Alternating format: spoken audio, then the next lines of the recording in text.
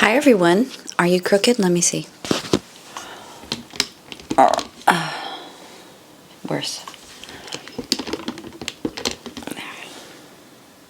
No. There. Okay. Hi everyone. Am I in focus? There I am. How are you doing? Welcome to a new video, a new year, a new month. Same cramped space. I am still not in my studio. There have been some glitches that tend to happen when doing renovation. And I was both aware and unaware of how that was going to go. But it is, it is what it is. I am severely cramped. And that is part of the reason why I have not been creating videos, because in order to set up to make a video, I need to clear my space, put everything away. And I am currently surrounded by some, not all, I would say maybe a fourth of my art supplies and things that I tend to use on what used to be a daily basis. But now I have very limited things, very limited space, and also that just affects my motivation to create videos. So several things I've been working on since the last time that we spoke. I have painted further scenes for the Folktale Week story, which is long gone. That was back in November when I started showing you guys. I was going to do a flip through of some of the illustrations that I've created. I'm still working on the story, and I think that this could potentially become something, but I'm not certain. I've also been continuing my work with the art book club, and also with the kids art club, and I can show you what we will be creating this month, January. My theme of the month, because I like to work with themes, that really helps me focus. I did it last year and I'm continuing it this year. The purpose of it is I just pick a theme and then I center all of my classes, either it being language or art classes or language art classes, or just like art therapy or, sketching, creating an art book classes, which I do all of those, around this theme. And so the theme for this month is winter, polar animals as well. So just the general theme is winter. And then from there are, different little sub-themes depending on the area. So for children, it's winter animals. For the adults, it's more the symbolism, the symbolic meaning of winter, what happens during winter, and then delving further into that. And so that's what I've been working on. And another thing that I have been considering and even started creating is, I have a Substack newsletter. I am on Substack, and I'll be putting the link here. I've been writing on Substack for a while. I do monthly newsletters, telling everyone the different workshops, the different classes, the different activities that I'm going to be doing during that month, and just my thoughts on the theme and personal work. But I've also decided to potentially, I already have one. I have one up there of doing thematic mini workshops. These are for the paid subscribers. My newsletter is free. Anyone can subscribe to get the newsletter. But my mini workshops, they are for the paid subscribers. And I think it's just like €5 a month. It's not more than that. And I'm not going to be raising the price I want it to be accessible, because I think that what I've said before in my videos is that art, it's so multifaceted. First, it's an amazing creative endeavor just to harness in that skill of painting and creating, feeling that you're good at it. And another thing is the introspective part of art that can really help you understand yourself, process things better. And I think that everyone should be able to practice, the more therapeutic, meditative, creative flow side of art. And so these exercises or mini workshops that I have and will be posting on Substack are to not only just have something to, paint, to motivate you to get better, to improve skills, but also to see what comes out and what you need to process or what needed to come out. Just giving you a space to be completely free and experiment and explore. And so this month being winter, I am choosing owls, and because I have to do with winter. And the first one that is already up on Substack is just painting an owl. And I can show you the finished product. And I'm doing it in this mini pith sketchbook, which, yes, it's new. I just started it. I'm still figuring how it is. And I use liquid watercolors. And so you can see here, if it focuses, the first one is just learning how to draw and paint an owl with watercolors and colored pencils. And I'll be continuing with the same theme throughout the month of January. Owls on Substack. So that's pretty much it. The renovation is still going on. I think I might go downstairs and show you what it looks like currently. I am really craving my space. I mean, I'm not unhappy with this little corner that I have here. It's nice and cozy, maybe too cozy. But I really want my space so I can just like have all my materials available. I can have people come back in because I've paused all in person in my studio workshops. There are other workshops, but they're not in my studio. They're elsewhere. So I'm going to flip the camera over and I will show you guys these things here. And later I'll take you down to the construction site that will be my studio. Okay, so as you can see, I have all the Ecoline, all the Ecolines here on my table because I was just using them. All right, so first things first, let me show you the work I have done so far in this Handmüller, as you can see here, Handmüller watercolor sketchbook. I don't recall how much I've shown you. Let's see, this is the Inktober. So this is one page that I did, and it's kind of like a collection of little moments throughout the story. I had first just drawn the bug, and then I thought, it's too empty, and I absolutely love Victorian Edwardian Art Deco patterns. And so I decided to do that, but with leaves and with branches. And then just keeping these like peepholes of where the little bug is. And I really like this composition. I'm a big fan, actually. I like how it turned out. Could it be better? Always. But I like it. That's also one thing that I'm working on this year, just to be more positive towards what I create. So here is just a little study of the type of bug that I was using as a main character. Is it an acorn weevil, I believe you pronounce it?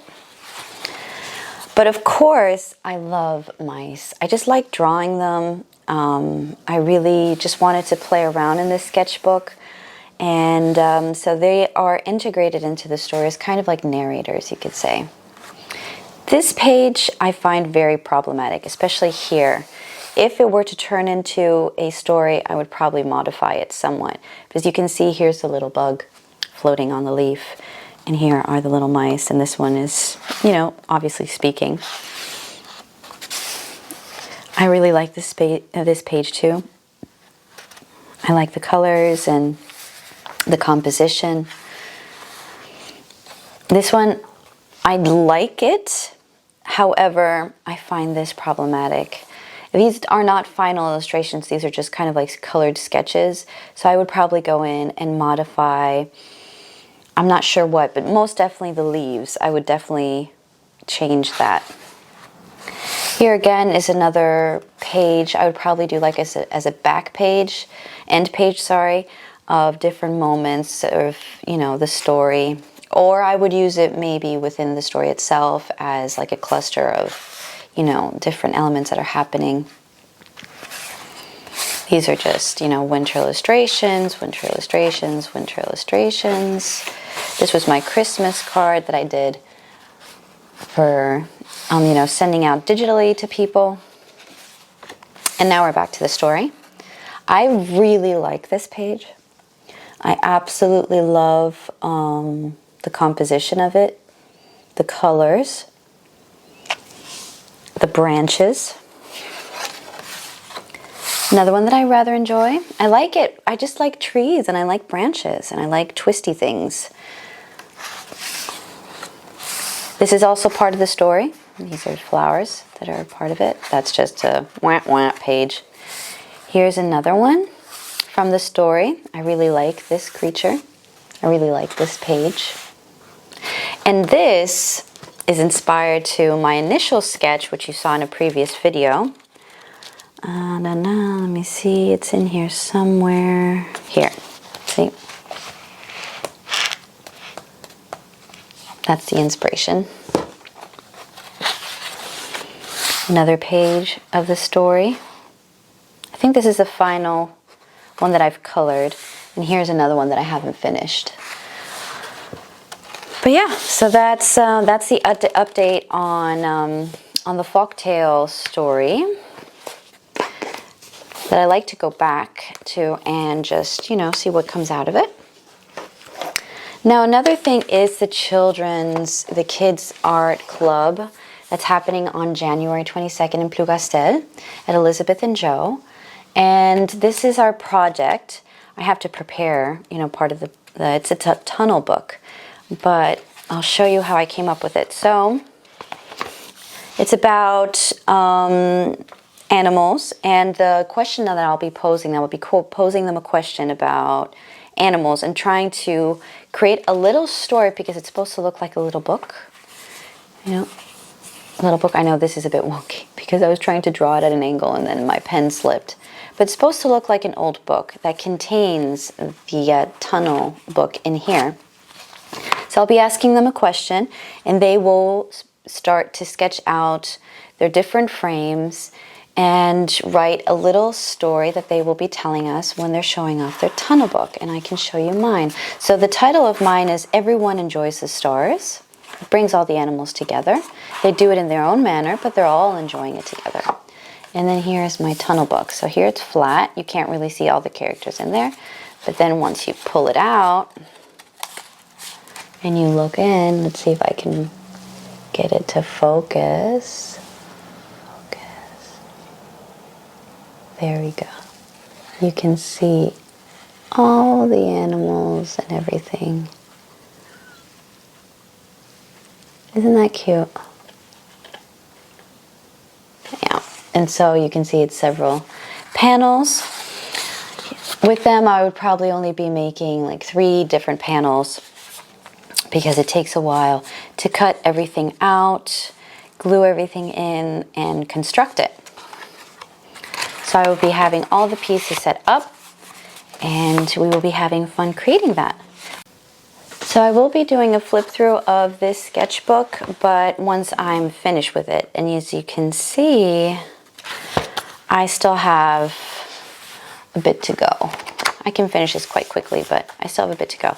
But I wanted to show you things that I've done in the Virginia Woolf. So you guys saw this one, which was the stage. Here we did some further exercises of what a storm could mean, more introspective. Here, this was going to be another stage. I was just, showing them how they could play around with the composition. I always wanted to go back and paint this, but I never had time.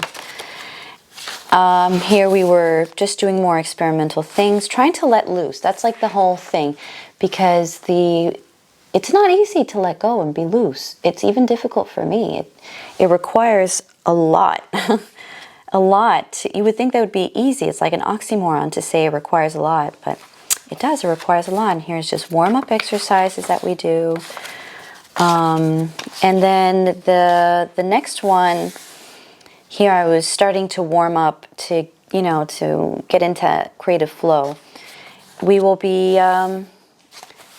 drawing ourselves.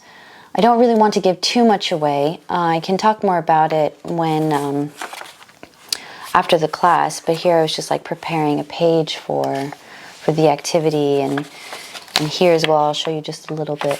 So I need to continue with that because I need to give them several ideas so they can create multiple spreads, either start them in our workshop but continue on so that we can talk about it next time in class. So that's homework for me that I will be doing. That I can show you. Another thing I can show you is not only did I buy this small A6 size pith sketchbook, but now where did I put it? Ah, there it is. I also, in my little disorganized nook, bought a large, that doesn't even fit, a large pith sketchbook, and yes, it did suffer water damage, which is very sad. And this is a cardboard, this is recycled cardboard cover, so I'll have to put like tape here or something, I don't know. It's just a cover. The paper is still fine, so I mean, it's not a big deal. But yeah, so I'm still considering what to do. I really just want to be able to finish these two sketchbooks before I enter this one. Yeah, and I also have another large Royal Talons sketchbook to use. So I won't be buying, oh, and another larger one of these because I really love painting on this paper. It's cotton paper, and so it absorbs beautifully, and the results are just magnificent. I mean, look at that. This was another card that I printed. I printed several cards. So I did this one as a card. I did this one as a card, this one as a card, and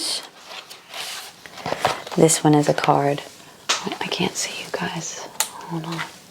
There. I did this one as a card. So I have multiple cards that I printed out. But alas, I was super sick. That's like another reason why I wasn't posting. I was beyond sick for almost a month, from the end of November till like almost till Christmas. I was sick, in bed, sick. Like I had, I don't know, it was like multiple viruses at the same time, or that just continuously came on. When it comes to art supplies, I did buy a couple new Neo colors, which hopefully I can find. I mean, it's easy to spot the new ones because they look clean. Yeah, I think I got these colors. Yeah, see, compare. This one, these are clean. So I bought these new. I really don't think I've bought a lot of new art supplies. I don't know if I already told you guys about the gouache that I got, the set. This is acrylic gouache. You know, I already had the Holbein acrylic gouache and some Turner acrylic gouache as well, and I love using it. And I think this was on sale, or this was a Christmas present to myself, and I got it. But that's it. I mean, I haven't really been buying art supplies because I don't need them, and I also have no space to put them anywhere. So, yeah. And regarding the Substack, I will talk a little bit about my next mini workshop. It will be about using the owl. So this one is just the standard, you know, drawing, learn how to draw, and then how to paint with watercolors. The next one will be creating a wolf, or an owl as a symbol. That's another one. Owl as a character, and then owl as a hidden world. So that is the itinerary for my Substack, and I will be leaving a little clip of that as a short here on YouTube. But yeah, so that's pretty much what I have to share with you guys. And now I'm going to show you the mess that is the construction space that will be my studio. Welcome to my studio. It is, as I said, a construction site. A construction site. So this is the before. I always love those. This is the before of my studio. And soon I will show you an after. Okay, everyone. So I'm still downstairs where the garage is, and it's super cold. So I just wanted to say goodbye, and don't forget to subscribe to my Substack newsletter and check out the mini workshops. I will be posting, updates on the studio and things on YouTube, but my main focus will be Substack with like regular content. Until my studio is set up, it's going to be really hard for me to create videos for YouTube. But for now, I will be back. I promise that I will be back. But check out Substacks. The link is here on the screen, down below in the description. And I would love for you guys to subscribe and comment and let me know. You also can give me ideas of what you would like to see in my mini workshops. And yeah, so I'll see you soon. Bye, everyone. Have a great day.